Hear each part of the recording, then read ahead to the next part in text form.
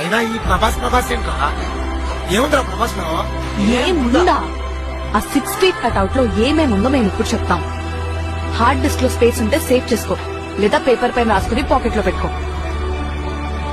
అదొక మధ్య తరగతి కుటుంబం. కుటుంబం అంతా కలిసి చాలా సంతోషంగా పోతుంది.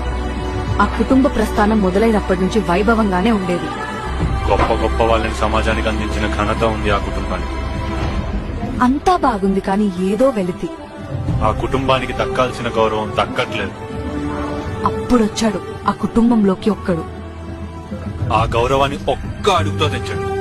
గుణంలో రాముడికి తమ్ముడు లాంటివాడు, దానంలో కర్ణుడికి అన్నయ్య లాంటివాడు, కాదనలేని వ్యక్తిత్వం, లేదనలేని మనస్తత్వం.